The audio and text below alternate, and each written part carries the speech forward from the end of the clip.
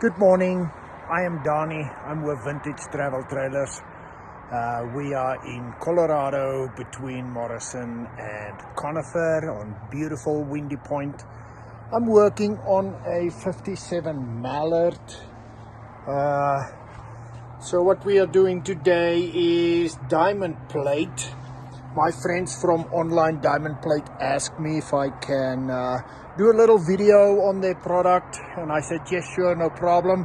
I buy from them because customer service is wonderful. They always have what I want, and their product is in really good shape. So like you can see here, we use diamond plate for the fronts of our trailers. It really protects them. We also do in the back.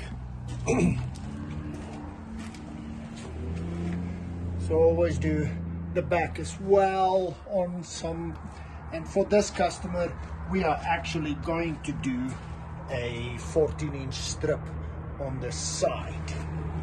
So I have found that this diamond plate works really well. We would shape it in any which way we want to. Like you can see here, we shape it, we cut it out, whatever we need. So just like that. And then it is just painful staking, cutting, shaping, and installing it, and making sure you get it on there really good.